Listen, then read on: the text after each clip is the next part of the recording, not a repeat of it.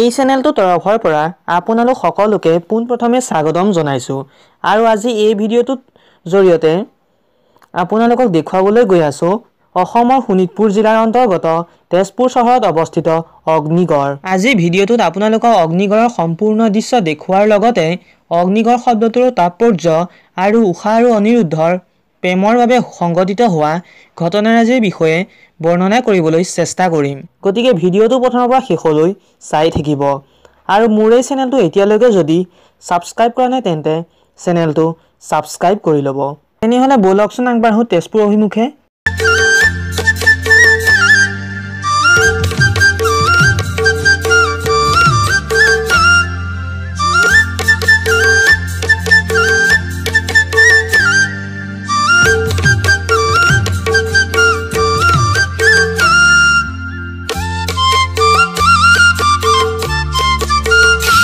এনেকৈ আহি এতিয়া পালো এইখন হৈছে ভৰলী দলং। কাষৰে এখন ৰেল যাবৰ বাবে দিয়া ৰেলৰ দলং। চাওক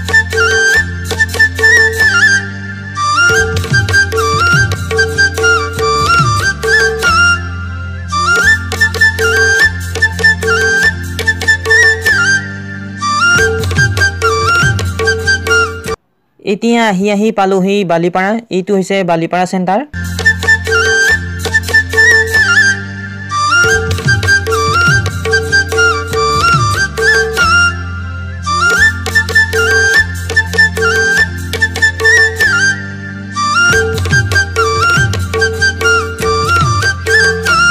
এনেকৈ আহি অৱশেষত পালোহি তেজপুৰত অৱস্থিত অগ্নিগড়। এইখনেই হৈছে অগ্নিগড়ৰ মূল দুৱাৰ। তেনেহ'লে বলকচোন পলম নকৰি অগ্নিগড়ৰ মূল দুৱাৰেৰে ভিতৰলৈ সোমাই যাওঁ আৰু আৰম্ভ কৰোঁ উষা আৰু অনিৰুদ্ধৰ প্ৰেম কাহিনী।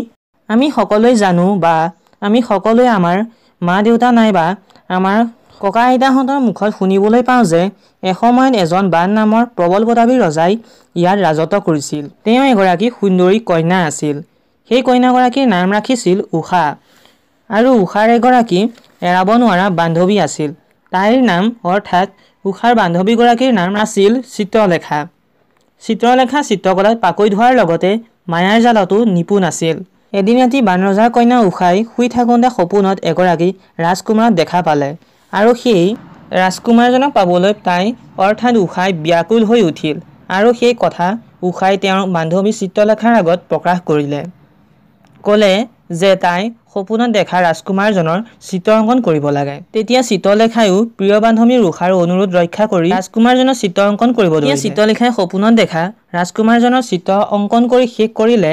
তেতিয়া গম পোৱা গ'ল যে সেই ৰাজকুমাৰজন অন্য কোনো নহয়, তাৰকাৰ শ্ৰীকৃষ্ণৰ নাতি অনিৰুদ্ধহে। উষাই অনিৰুদ্ধ পাবলৈ ইমানেই হাবিয়াস হৈ উঠিল যে চিত্ৰলেখাই উপায় নাপায় মায়াৰে অনিৰুদ্ধক হৰণ কৰি আনি উষাৰ সৈতে গন্ধৰ্বৰ বিবাহ সম্পন্ন কৰি দিলে।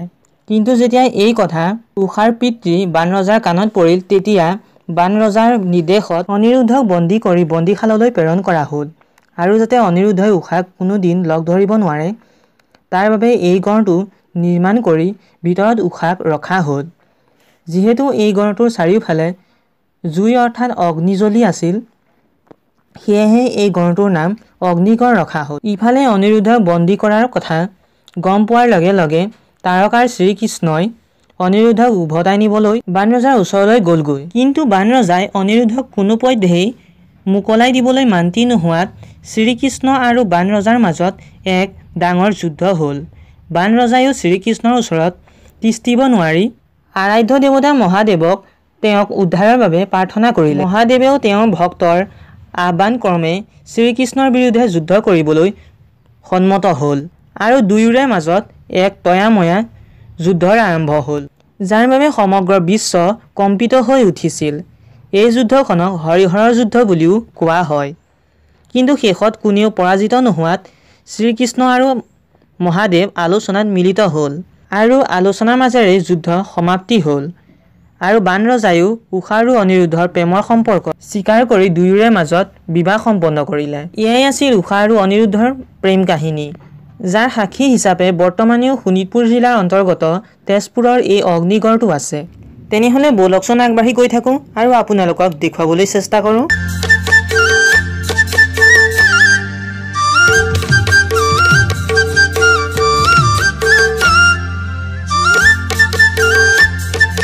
এয়া হৈছে সৰু সৰু ল'ৰা ছোৱালীবোৰে খেলা কিছুমান বস্তু।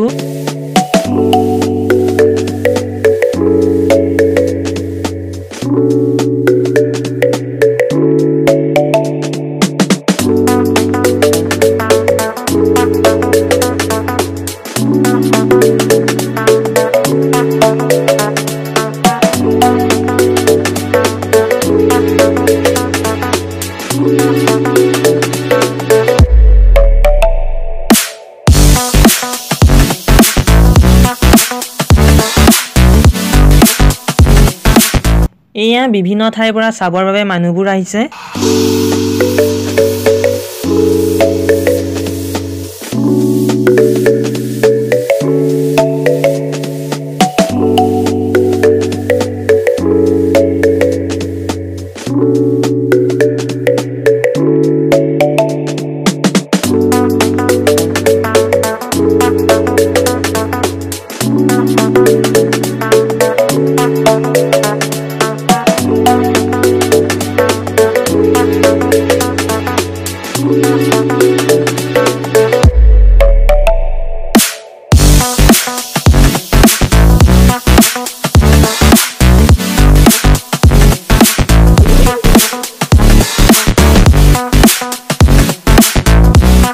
এয়া পুৰণি কিছু যুদ্ধৰ দৃশ্য মূৰ্তিৰ সহায়ত দেখুওৱা হৈছে।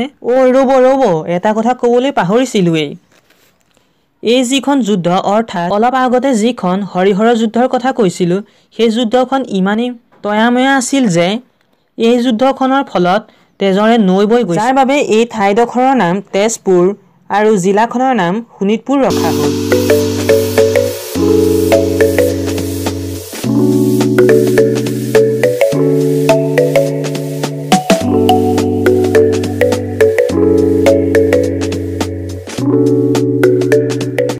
এয়া হৈছে অগ্নিগড়ৰ একেবাৰে ওপৰৰ দৃশ্য, অৰ্থাৎ আমি এতিয়া অগ্নিগড়ৰ একেবাৰে ওপৰত আছোঁ। আৰু এই ঘৰটো যে দেখিছে, এই ঘৰটোৰ ওপৰৰ পৰা আমি সম্পূৰ্ণ তেজপুৰ চহৰখনেই চাব পাৰোঁ। ৰ'ব মই ওপৰলৈ গৈ পেলাই দেখুৱাই আছোঁ।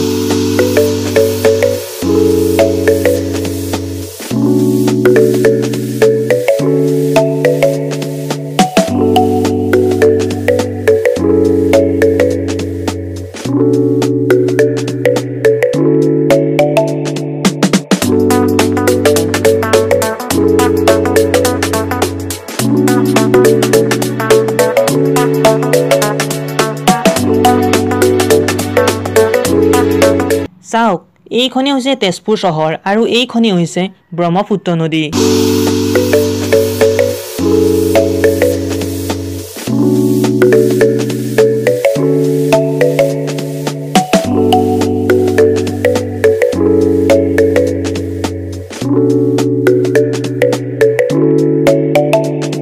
এয়াই আছিল অগ্নিগড়। এতিয়া ইয়াতে অগ্নিগড়ৰ যাত্ৰা সামৰিলোঁ আৰু এতিয়া আপোনালোকক দেখুৱাম অসমৰ বিভিন্ন ঠাইৰ পৰা মানুহ পিকনিক খাবলৈ অহা ঠাই গণেশ ঘাট।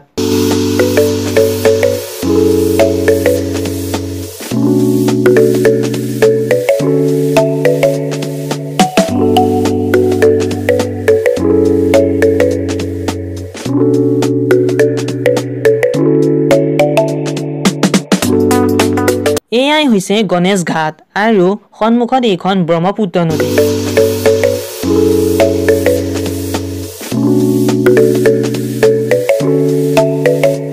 এই গণেশ ঘাটৰ পৰাই আমি কলীয়াভোমোৰা দলংখন সুন্দৰকৈ চাব পাৰোঁ। মই বাৰু যিমান পাৰোঁ সিমান দেখুৱাবলৈ চেষ্টা কৰিম।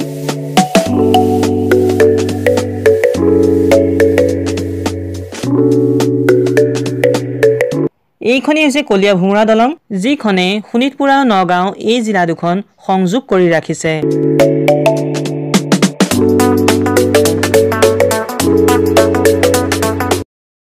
তেনেহ'লে অৱশেষত আপোনালৈ এটা সৰু অনুৰোধ, যদি আপুনি এই ভিডিঅ'টো চাই কিছু হ'লেও শোণিতপুৰ জিলাৰ অন্তৰ্গত তেজপুৰত অৱস্থিত অগ্নিগড়ৰ বিষয়ে আৰু গণেশ ঘাটৰ বিষয়ে জানিব পাৰিলে তেনেহ'লে ভিডিঅ'টোত এটা লাইক কৰিব আৰু আপোনাৰ বন্ধুবৰ্গ সকললৈ ভিডিঅ'টো শ্বেয়াৰ কৰি দিবলৈ একেবাৰেই নাপাহৰিব, যাতে আপোনাৰ লগতে আপোনাৰ বন্ধুবৰ্গ সকলোৱে শোণিতপুৰ জিলাৰ অন্তৰ্গত তেজপুৰত অৱস্থিত এই অগ্নিগড়ৰ বিষয়ে আৰু গণেশ ঘাটৰ বিষয়ে জানিব পাৰে।